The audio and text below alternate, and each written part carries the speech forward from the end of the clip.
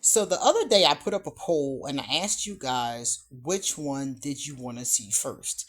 I am doing book reviews and I finished this one, another one, and another one. I'm trying to get these knocked out because I have a lot of books here to review and I love books, but it's so hard to make time to read. I'm doing readings, I'm doing videos, I'm writing poems, I'm doing my hobbies. It's hard to find time to read. So I keep pushing myself to do so because I love it. And this was one I posted and I asked you guys which one you wanted to see first. And you said you wanted to see me discuss this book first. This book is called The Lost Book of Spells. I have a lot of spell books. My favorite one is called 5,000 Spells by Judica Illis. I think it's called. I think that's what it's called. Encyclopedia of 5,000 Spells by Judica Illis. I think it is. And this one here is brand new, as you can see. It came from Rockpool Publishing. I really love look at that. I love gilding. Y'all know I love gilding and a red gilding too. And let me tell y'all something before I even get started. This feels like leather. I don't know what this is. It feels like an old leather book that you would find in Harvard or Oxford or something like that. This gold embossing is raised. This is raised. It feels beautiful. I know it's not expensive to do that, but it's a really nice touch. And let's see how much the book is. 26.95 here in the States. So I'm telling you, I love that.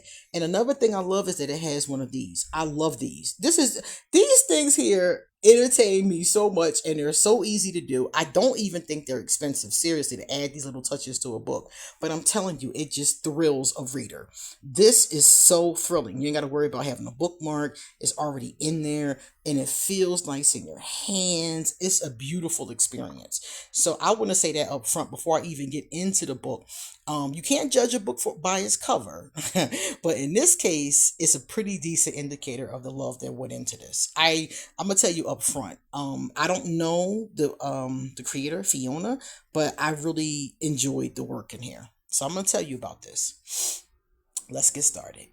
My name is QueenAusetHeru, and thank you for joining me for another wonderful edition of Ask an Aquarius. If you haven't already, please hit the red subscribe button and smack the bell. Also, if you like this video, please give it a thumbs up and pass it on to everyone who might like it too. Please drop us a positive comment in the comment section. And if you want to get a reading done, please hit me up. My information is going to be underneath this video too. But first is going to be the link to this. The link where you can get your own legitimate copy of this from Rockpool Publishing. Okay?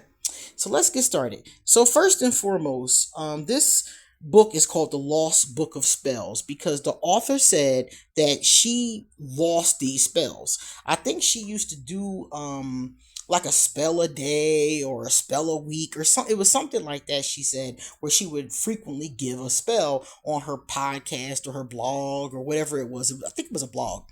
Anyway, so she said that she would frequently give them. She lost all the information and then had to try to retrieve it, had a hard time with that. So that's why it's called The Lost Book of Spells, because we almost did not get this book. She almost lost all the material for it. Look at that, isn't that pretty? She almost lost all the material for it. So we almost did not get this book. So this book is a miracle. You are looking at a miracle. Now, if you are somebody who is not used to casting spells, I do not recommend you buy a spell book and start casting spells. Okay? This spell book has in the front of it all kinds of introduction information. So if you are somebody who is a beginner, it's nothing wrong to get this book and to read the beginning of it, okay? Understand what it is that you're looking at. Understand magic. Understand the moon chart. They go over a lot of, this is all basic stuff that you really should know before, in my opinion, because there are some witches who are going to say, you don't need to know none of this. I think you should know all of this. And maybe not memorize it, but just be familiar with the moon cycles. Be familiar with spell casting. Just be familiar. Ain't nobody said you had to be, a scholar. Just be familiar is my point. So reading this in the very beginning is very helpful to get you familiar, all of part one. But me personally, I think I would want to do more than that. Now, this is up to you once again. But when I first started doing witchcraft, I had a lot of questions and I wasn't really sure what was what. There's so much misinformation out there. There's so many different people saying so many different things. How do I know what's real for me? How do I know what's true? How do I know what I want to follow? And that's what you need to figure out, in my opinion, before you start casting, doing rituals, any of that kind of stuff. Understand what it is you're doing. What are you getting into? You know? And if you took your time and just read the beginning of this, I feel like you would get a lot of that information. But for me, it was longer than that. I'm gonna tell you. All right, how I wanted to get to part 3 so I can start to show you some of the fun stuff. All right, it's right here. Let me put this down here. So for me, just for me, I studied for a year and a day before I started to cast spells. Now, I'm not saying you have to do that. I'm just saying get familiar. Understand what you're doing. Know what you're doing. For example, if you cast a spell and you don't like the results, how can you fix it? You should know that before you cast it. Okay? What can you use to substitute if you don't have the color candle that you need? You should know that. You know, just stuff like that. It's just like cooking. Before you go and make a cake, okay, you probably got the recipe and all the ingredients, but what else do you need? You need some knowledge about how to make a cake, because you can't just read the recipe. You need to know about sanitate, for instance, sanitation, keeping your hands clean, cleaning your area. These kind of things go into food preparation. So you need to know some of this stuff before you buy the recipe book. You need to know this before you get the cake mix. Okay, it's the same thing with magic. This kind of stuff you should know first. So I would say study. The front part of here is helpful, but it's a lot. There's a lot there. There's a whole lot there. It is enough if you wanted to just read that part and then get started. Yes, it is. But for me, I think it would be great if you really took your time and connected. So I'm just gonna put that out there because you might find out things you didn't know and you will. Not even might, you will. Now that we got that part out the way. So the first part does that, and I think, what was it, part 2? Let's go to the table of contents. And then we can know what everything is up front. So we looked at part 1. This was the introduction part that I said you really should read. She even gives some advice here after 30 years of spell casting. So I think all of us that are into spell casting really think you should, get some knowledge on your own before you get into it. So that's all I'm saying. So if I'm gonna give you some examples. If I have a priestess or a witch that I'm training, I always have them do training in different books. I use the Book of Shadows by Silver Ravenwolf. I use a bunch of books from Metu Neter, which is the ancient, Egyptian.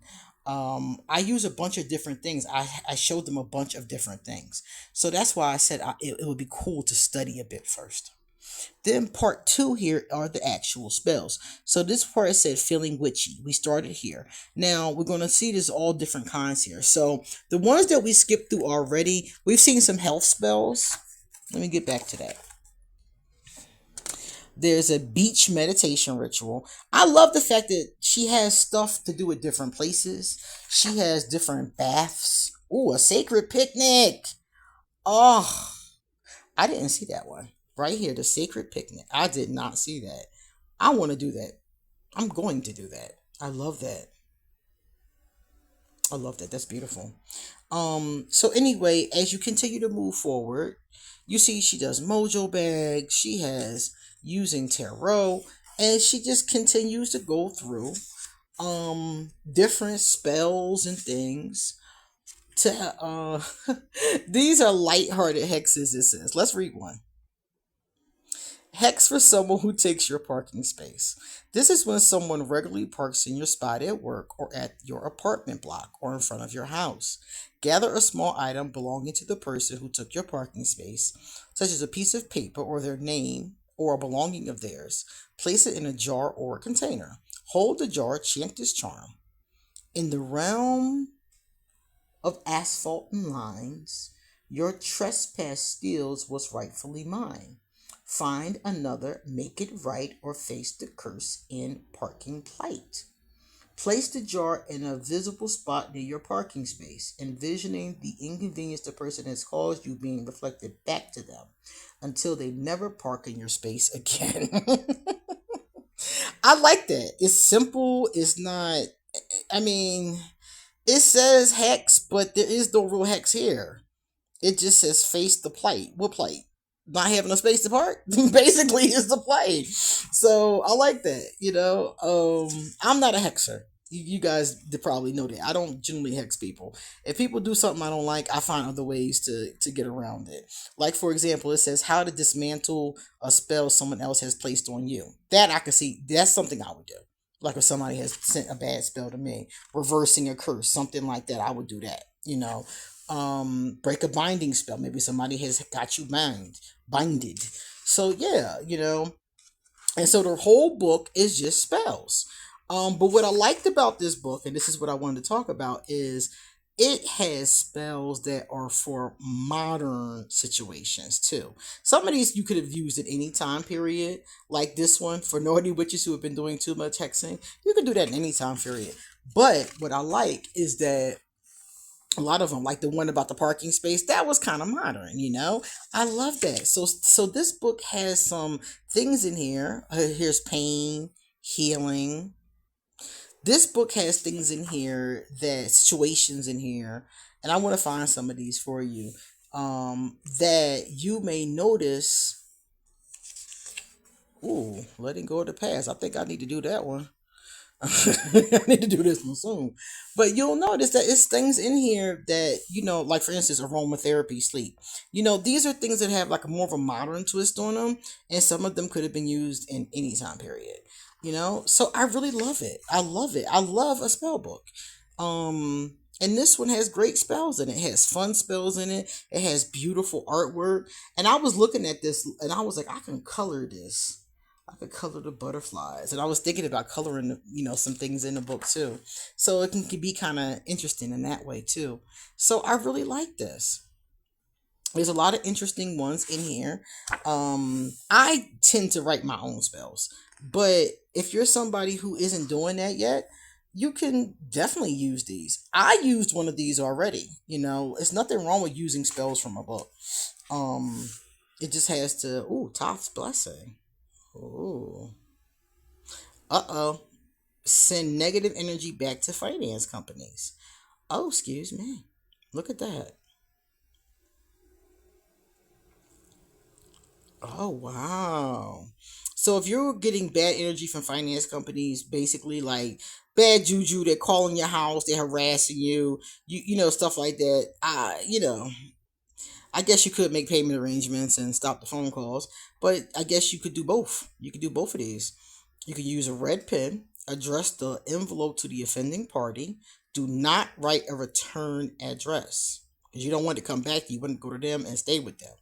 Take the horrible letter or document you've received and burn it. Making sure you save the ashes. Recite this chant. Your insult is no harm to me. What you project returns in 3. What you say is not right. I fling it back with all my might. Okay. I like that. I think I'm going to print that one out. Toth's blessing. Toth, also known as Lord Tahuti. Thoth is our teacher. When you are in the Egyptian pantheon and you're a priestess, Thoth is our first teacher. We call him Tahuti though. Thoth or Thoth or Thoth or whatever how they say it, that's from the Egyptian. He didn't call himself that. I call him what he would have called himself. In ancient Kemet, he would have called himself Tahuti.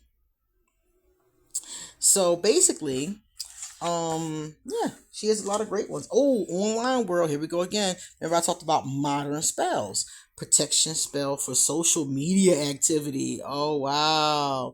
This is good for anybody who is like me, a YouTuber or somebody like that would do really great with that. Yeah. Ooh, internet addiction spell. Are you somebody who's addicted to your phone? Are you addicted to the internet? See, that's what I like the most about this is that they have so many spells in here that are modern. I've never seen a ritual for these things. Now, it's easy. You could write one yourself, of course, if you know how. But why reinvent the wheel when this beautiful person has gone through the trouble of creating this gorgeous, soft, beautiful book? The texture of it really. I told you guys about the texture. Higwa ritual for gamers. So if you're a pagan and a gamer, you can take that one. So you see, luck, karma, and divination. Okay, so here, yeah, see, so there's a lot of those kind of things in here, and it seems like there's a lot of spells in here. I didn't count, but every time, ooh, a go away spell. Hello, big freezer. I've done that freezer spell 1,000 times. So some of these are traditional spells because that's a traditional one, and I saw an Arabic love spell earlier too. So it sounds like some of these are spells that she found, and some of them maybe even, ooh. Ooh, so some of these she probably wrote herself, and some of them I think she found. Divination to see if a husband or lover has been unfaithful. Mm, mm. Look at the stuff you need for it: sands, clear quartz, string, and a fern branch. We can see. All right, that's the whole thing. It's not that long either.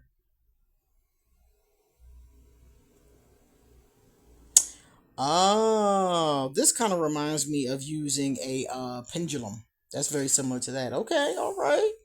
Haven't found the spell you're looking for. And then she got some real interesting ones back here. These I really liked. So there's a birthday ritual. You can do this on your birthday. This one over here was a spell for, ooh, having a wish granted. Like that. Safe holiday, safe trip. Oh, I should do that when I'm going on a trip. Sunshine, fishing. See, so there are a lot of interesting spells in here. Oh, get back something somebody stole from you. So there's a lot of interesting spells in here, and there's a lot of them in here I have never seen before. So I strongly suggest that if you're somebody who's already into spell casting, that you put this in your library because it's stuff in here I bet you have not seen. Um, or you might have seen. Maybe you just want another copy. I could never have enough healing spells. I collect them. Protection spells. I collect them. So I strongly suggest it.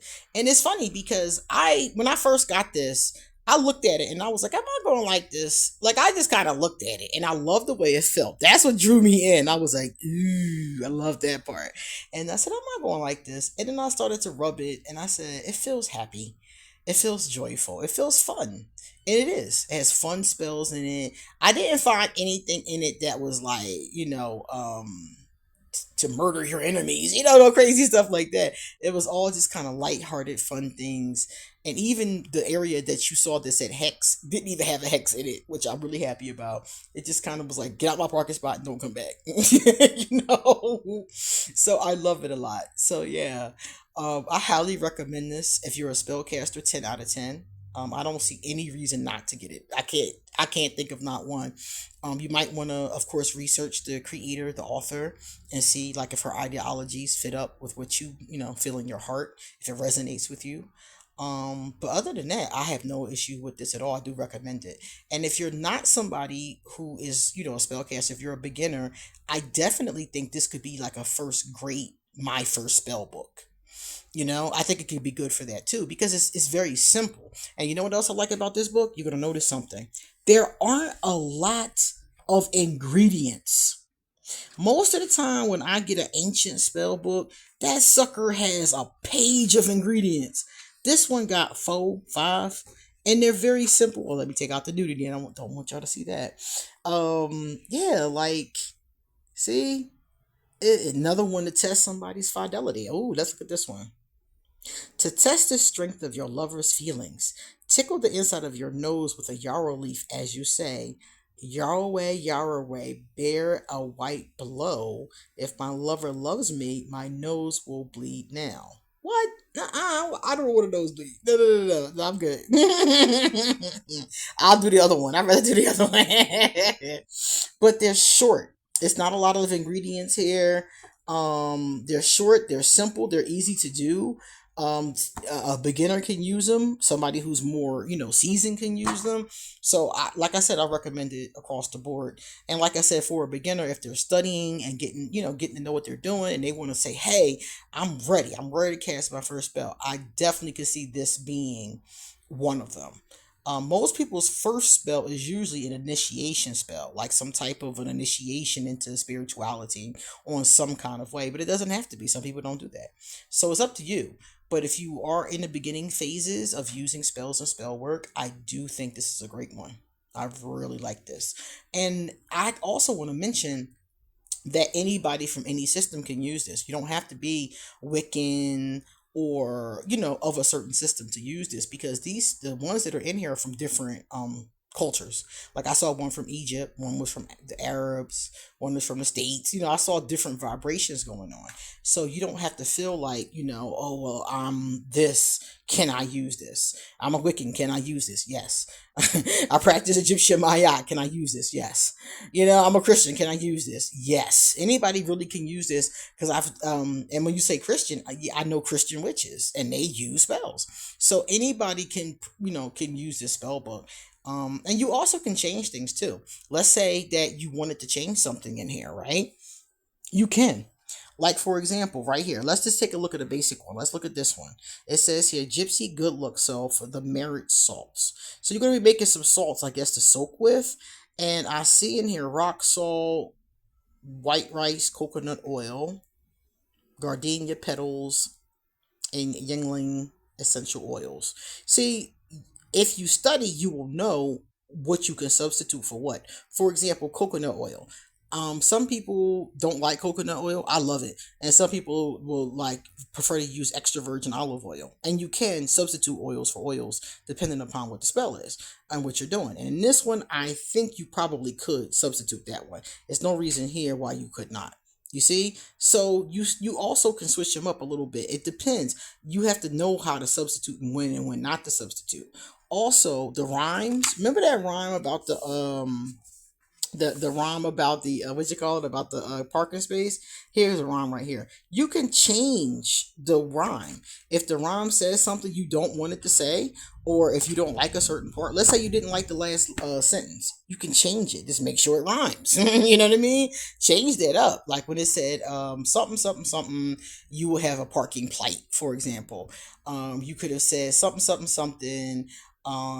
You you won't have a parking space in sight. So you could switch it up and just make sure it rhymes and goes along with the actual spell that you're doing.